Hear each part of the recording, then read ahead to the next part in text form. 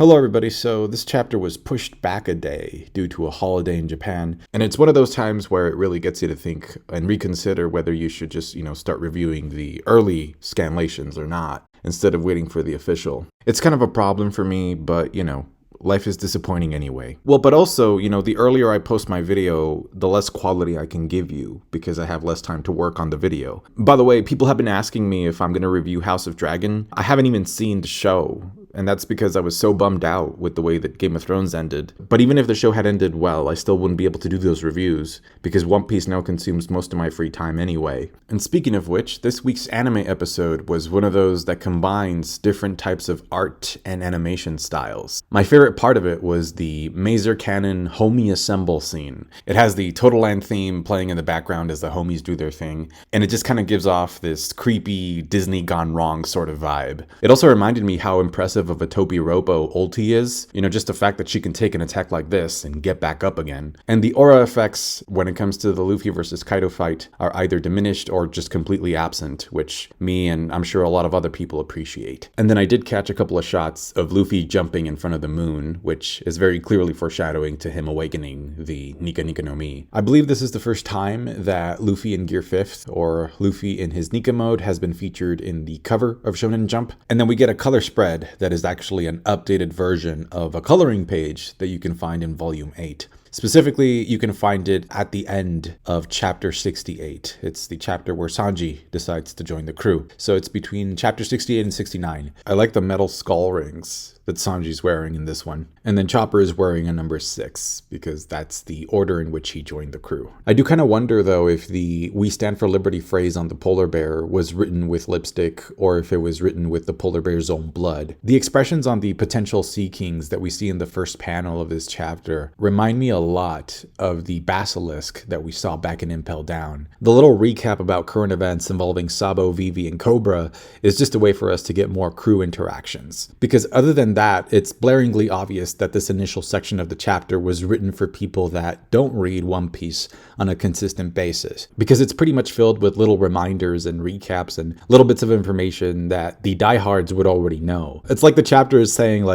do you guys remember King Cobra and how great of a king he was? Do you remember how Sabo hated his own family because they were a bunch of overprivileged jerks that restricted his freedom? Do you remember how Robin met Sabo during the time skip and somehow conveniently decided not to tell Luffy about it throughout Return to Sabaody, Fishman Island, Punk Hazard, and a little bit of Dressrosa? Do you remember how Frankie and some of the other Straw Hats met Sabo in Dressrosa? Do you remember the abolishment of the Chichibukai system and how now there's a brand new organization called Cross Guild headed by Mihawk, Crocodile, and Buggy? Do you remember how Luffy has a secret dream that nobody but his brothers Shanks and now the Straw Hats and possibly Caribou know about? Do you remember how we only need one more road poneglyph to be able to get to Laugh Tale, but nobody knows where it is yet? So yeah, a lot of the time that we spend in the beginning of the chapter aboard the Sunny with the crew is spent force-feeding us these reminders about previously established pretty important plot points. And so we understand, right, that the whole point of him doing this is to be able to make as much money as humanly possible by getting new readers into the series.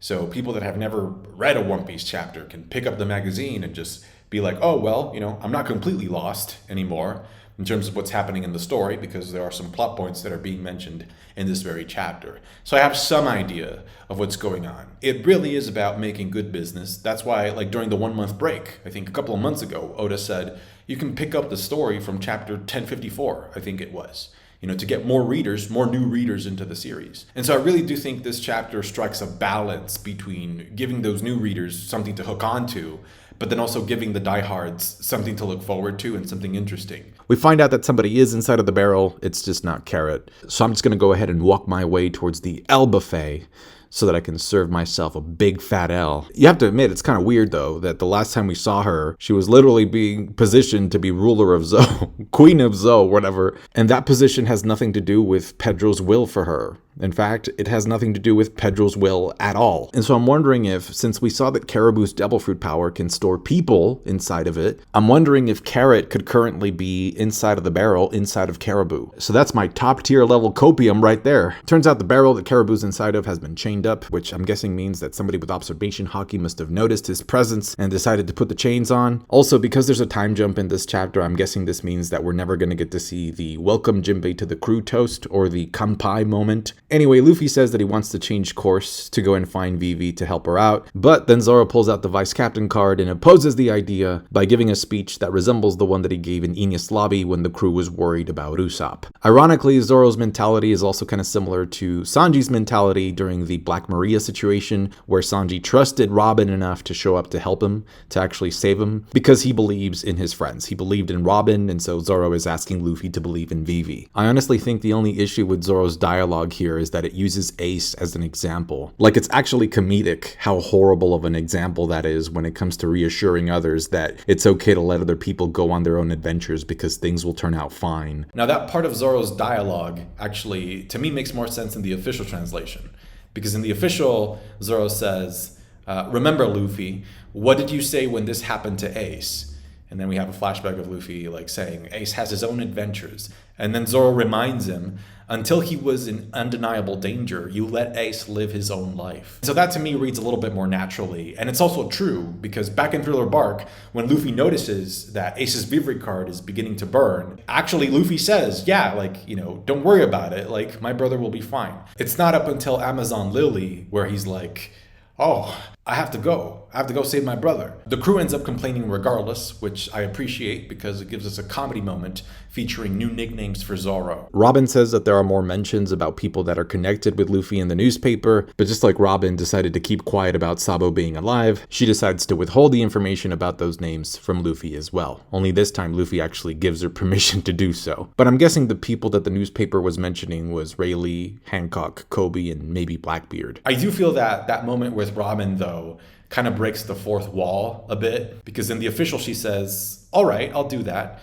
I'm sure you've had enough news for now. So this kind of feels like it's either stuff that the reader already knows because they read the previous chapter, or it's stuff that could interest the reader, but Oda's not willing to reveal it yet, so we're going to keep that from the reader. Luffy then goes on to reveal what his secret dream is to his crew, and of course we don't get to find out what it is because that's being saved for the endgame, for the finale of One Piece. So all we can do is make educated guesses about what it could be based off of the reaction of the Straw Hats. I think Chopper's reaction is important because at one point Oda said that if the Straw Hats were a family, Chopper would be the youngest. He would be the youngest son. So the fact that he's reacting with admiration after hearing the dream means that the dream has to have some degree of innocence to it. There has to be a childlike quality to the dream. It must be something that a kid would want or that a kid would dream of. And this kid-like quality of the dream has already been mentioned by Whitebeard when he heard what Roger's dream was. Another important reaction here is Usopp's, because we know that according to Oda, Usopp is supposed to represent the normal human being. In many ways, he's supposed to represent the reader. So the fact that Usopp says that the dream is impossible and cannot be accomplished lets us know that Oda thinks that the average reader would think the same way if they were to find out what Luffy's dream is. Now, if you look at Nami's expression after her first reaction to hearing the dream, she appears to be sort of enamored by the idea. And I think it's because Luffy's dream is somewhat connected to her own, which is to draw a map of the entire world. And this is sort of hinted at during one of the Uta episodes where Uta asks Luffy, hey Luffy, like, what are you gonna do after you become a pirate? And so Luffy answers that he would like to travel all over the world so that he could meet a variety of different people, and that he would also like to go around eating all different types of food. And so Uta's reaction to that is essentially the same reaction that Nami has in this chapter. And so what that leaves us with is that we can narrow down the dream to this. Number one, the dream has to be innocent. It has to have a sense of innocence, a childlike quality to it. Number two, it's something that an adult, or maybe like, again, the average person would think that it's just not possible. And then the third one is that it has to involve the entire world. And it also has to be about people sharing resources with each other, because before Luffy took Kaido down in Wano, Kaido asked him, what kind of world do you want to build? And then Luffy said, I want to build a world where nobody starves, or where nobody of my friends starves, or they can just eat as much as they want. And that goes into Sanji's dream as well, where he wants to find the All Blue because that's where all the fish of the world are. And so he can put a restaurant there and he can cook. And so in accordance with how Sanji was raised, or the policies at the Baratie, nobody gets denied a meal. You don't turn anybody away who's hungry. So ultimately all hints point towards the dream being some iteration of world peace. And so the idea that Arthur had a while back about the dream being that Luffy wants to have a party with the entire world seems to fit the mold quite nicely. We also learn from Nami in chapter 604 that the Red Line is a collection of islands. So again, it's the theme about bringing people together from different places, which by the way is a theme that gets repeated a lot in the territories of the former Rocks pirates. We see it with Big Mom in Totoland, we see it with Kaido and Wano, and how Wano is also essentially a collection of islands, and we also see it with Shiki and his territory of Merivale, which is also a collection of islands floating in the sky. Now we know that Shanks also knows what the dream is, because Rayleigh has a flashback about Shanks telling him, hey, like, I met this kid that was saying the exact same thing that Roger would say. He had the exact same dream as our captain. But we never actually get to see a scene where Luffy says that dream to Shanks or tells the dream to Shanks. And so in this chapter, we find out that Shanks' reaction to hearing the dream is that he laughed and he had tears in his eyes. And so I don't know, it sounds like a pretty good mixture of like laughing because he was happy to hear that somebody had inherited Roger's will, but it may be that he was also kind of sad and nostalgic about, hearing Roger's dream and how that reminded him of the fact that Roger really couldn't fulfill it. That was a packed laugh from Shanks. A lot of mixed feelings in that laugh. We cut to Navy HQ McDonald's, and we are led to believe that the call that Sabo is making is coming from Lulusia Kingdom, and yet conveniently enough, we are actually never shown Sabo inside of the island or on the island. I mean, sure, we get a shot of him sort of witnessing this flash of light, but the chapter actually never offers us a guarantee that Sabo was ever on the island in the first place. Given the size of the explosion, Sabo could be witnessing the light from a ship nearby. Also, in the shot of the map where I'm crosses off Lulusia, you can clearly see in that map that there are some other islands around that kingdom. Also, whatever type of elemental discharge was shot at the island has to be able to overpower Sabo's flame. Otherwise, Sabo can just turn into his Logia form and avoid getting hit or seriously damaged. Regardless, I think that most of us can agree that this scenario here is pretty much 100% another fake out death for Sabo. Now, the last time we were in Lulusia Kingdom, that's where we saw the Revolutionary Army commanders assemble, and Bello Betty was using her devil fruit powers to get the people there motivated to fight against Peachbeard, who happened to be a subordinate of Blackbeard. So it's not surprising that the country rebelled, because despite the fact that it's been described as being a poor country, Lulusia was still being forced into paying heavenly tribute to the Celestial Dragons and the king. In fact, we actually get to see the royalty there. They're in jail, they've been arrested by the citizens. And Princess Komane was actually kidnapped as she was making her way to the reverie, but then Kobe and Helmeppo's unit showed up to save her. Turns out that during his infiltration in Marijoa, Sabo witnessed Imu sitting on the empty throne, which I'm guessing this means that Vivi also saw the same thing at some point. And so in order to keep the Marines in the dark about what Sabo saw, an order is given to cut the signal of the surveillance division. It's a little bit confusing too to tell who's speaking in that scene, because there's a speech bubble that says, communications, cut off the transponder snail. Communications, listen to me. You did not detect anything today. You did not intercept anything. The kingdom of Lulusia never existed. So I'm guessing, is that Imu talking? Is that Imu's voice? Or is that the Gorosei speaking on Imu's behalf? Because if that's Imu's voice, once this chapter gets adapted in the anime, I guess we'll finally get an answer as to whether or not, Imu is a woman or a man. By the way, there still appears to be a person with black wings sitting at the table with the revolutionaries, who I have no idea who it is. Is that supposed to be a Lunarian? There's also two other characters, one on each side of that person with black wings that I have no idea who they are. The mystery boxes just keep popping up. We cut to what appears to be the shadow of an ancient weapon in the sky, which is interesting because Pluton is the ancient weapon that's supposed to be an island buster. However, the fact that the attack is coming from above kind of hints at it possibly being Uranus. We see a massive flash of light hitting the citizens, and one of them is a girl wearing a bandana, and she's hugging her father. And so I'm really tempted to believe that that's Moda hugging her father, because if you remember, Moda reuniting with her family was a pretty big part of the resolution to Ace's cover story. And we know that Lulusia Kingdom is where Moda lives. So we see the kingdom getting completely erased off the map. And so I was reminded of the scene where the Gorosei go and talk to Imu and ask, what light would you like us to extinguish from history this time? And so what's interesting about that is that the name Lulusia, or in this case Lucia, actually comes from the word light. Now, despite thinking that it's fair to attribute this attack to one of the ancient weapons, I also think it's important to remember that this scene is very similar to something something that we've already seen happen in Skypiea. And so of course I'm referring to NL using his Devil Fruit powers in combination with his Flying Arc Maxim to create Deathpiea. So obviously Deathpia's purpose is to be able to destroy the entirety of Skypiea. The way it starts off is that NL charges up the arc using his power of the Goro Goro no Mi, and then in turn the arc produces a giant dark lightning cloud that obscures the entire sky, which is pretty much exactly what happens in this chapter. As a side note, I also want to mention how eerie and familiar it is that NL also tells Nami at one point that in addition to his observation haki, he can use his lightning powers to read electric signals and listen in on conversations. And should he hear something disparaging spoken about him in those conversations, all he needs to do is dish out his judgment. Anyway, there are two main functions or two subsections of Deathpiea. One of them is called Mamaragan, which produces this heavy rain of lightning bolts, and each one of those bolts is strong enough to destroy a village. And then Deathpiea is also capable of generating Raigo, also known as Kingdom Come. And the point here is for it to create a massive electrical explosion that can wipe out an entire island. Now this could turn out to be an incredible coincidence, but in the chapter where we get introduced to what Deathpiea does, the cover actually shows Ace leaving Lulusia Kingdom as he sort of waves goodbye to none other than Moda. I'm just going to read you this part of the chapter real quick. Again, 281, just so you can see how freakingly familiar it sounds. Chief, something is wrong with the sky above Upper Yard. The sky? Yes, it's gotten darker all of a sudden. This is the first time Skypiea's sky has looked like that. And then this is Enel's part. He says, that's right, it's a lightning cloud.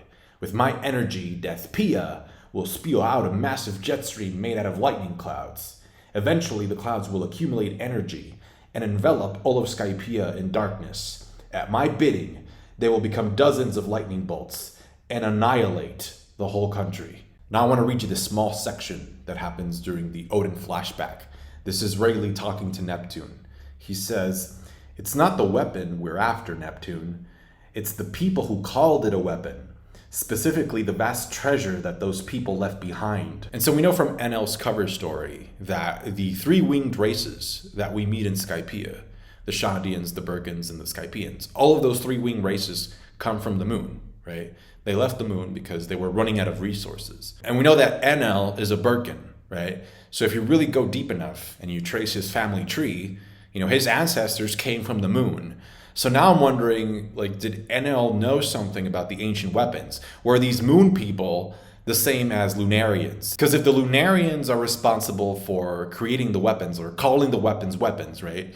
Then I'm pretty sure that NL must have heard something about Pluton, Poseidon, and Uranus. And maybe his Arc Maxim is a reference or is inspired by one of the ancient weapons. So a big question we need answered here, lore-wise, is what is the link? What is the connection / relationship between King's race, which is said to be gone extinct, right? What is the relationship between the Lunarians and the people with white wings that we meet in Skypiea? The Birkins, the Shandians, and the Skypieans. What is the connection there? There's a missing link that we need to know. It just can't be a coincidence that the same technological approach that Imu uses in this chapter to nuke Lulusia is so similar to the technological approach that Enel used to try and nuke Skypiea. Now, honestly, I always assumed that Lulusia Kingdom was on the first half of the Grand Line in Paradise. And I guess it's because we first saw the island, pre-time skip during a cover story. But here the chapter says that Lulusia was actually in the New World. And so after that Death Star sequence, we start getting a tsunami warning because some sea quakes were created due to the blast. And so it reminded me of Whitebeard's Devil Fruit power, which is now Blackbeard's Devil Fruit power, and how Sengoku hyped up that power in Marineford. He said, that man, Whitebeard, has the power to destroy the world. And so now we see that the aftermath of using this weapon of mass destruction ends up creating tsunamis, sea quakes and then tsunamis. We then get a time jump of a couple days as we cut over to the Straw Hats again, and we see that they are approaching a winter island. Now, we've definitely seen it snow in Elbaf during the Charlotte Linden flashback. That being said, we still don't know if Elbaf actually qualifies as a winter island or not. And so the setting actually reminds me a lot more of something else. It really reminds me of the weather that we saw during the Caribou cover story, because after he went through a storm, he landed on this winter island where he found Scotch and Drake. And so that was also an island that we got to see briefly right before the time skip, because Drake went there to see if he could challenge Kaido, because that used to be one of Kaido's favorite islands. Now, some speculation I read online suggests that perhaps this brand new destination could also be the island of Yuki Ryu. And that is another New World winter island, and it's primarily known for being shaped like a dragon. This island has appeared once before, pre-time skip,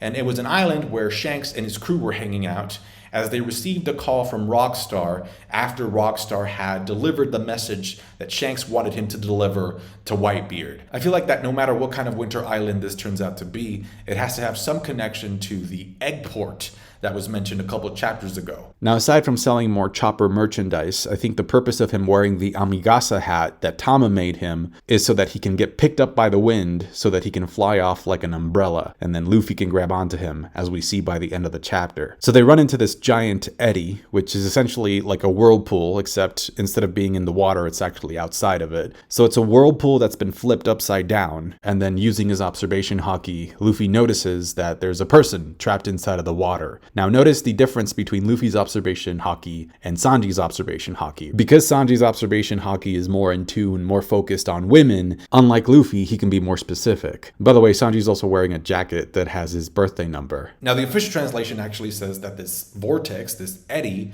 is a mass of warm water.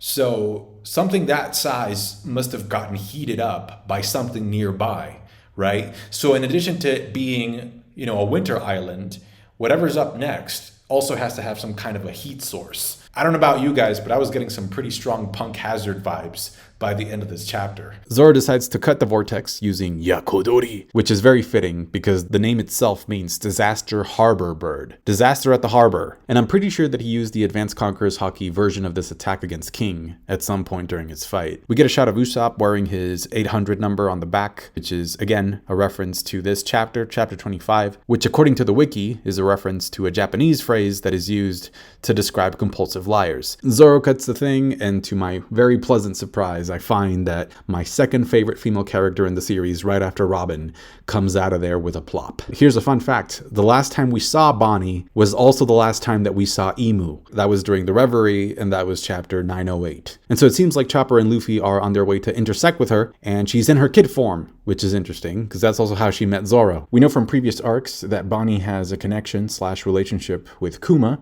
because we've seen her be visibly upset at the modifications that Kuma suffered. So of course we know that Vegapunk was responsible for those modifications. And Bonney must be aware of this, because during Marineford she says, it's all his fault. Let's go to the new world. So maybe Bonney wants Vegapunk to turn Kuma back. And so if they ended up crossing paths in Marajoa, maybe Kuma used his Devil Fruit power to send Bonney away. So Bonney could be a great source of exposition for us to learn more about Vegapunk. I'm also interested to see how she interacts with the crew, primarily Sanji, because we know that Bonney has had some friction with Zoro. So Sanji's probably going to be like, oh, so she hates Marimo too?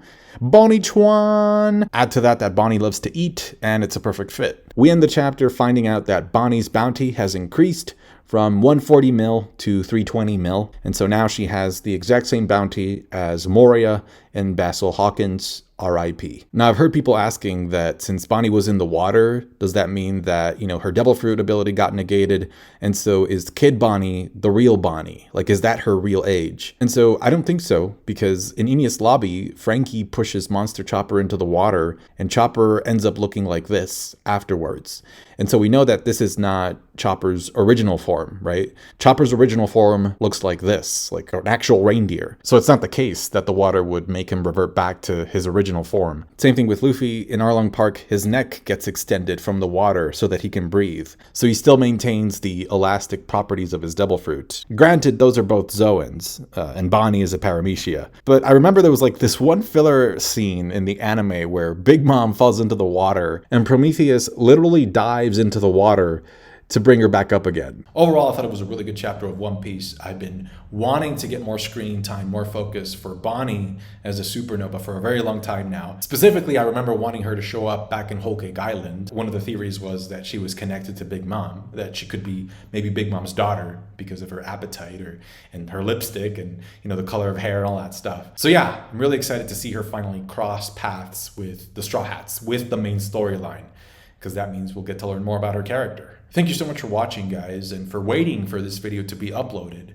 Because I'm going to be honest, just waiting for this video to be uploaded, to make this video, and then to, the process of it, making it and then just putting it up, quote unquote, a day late. It's really depressing. It's sad and it sucks. So thank you all very much for all your support, not just on this video, but in the others as well. That's it for me. Thank you for watching. Have a great week. Catch you guys later. Bye.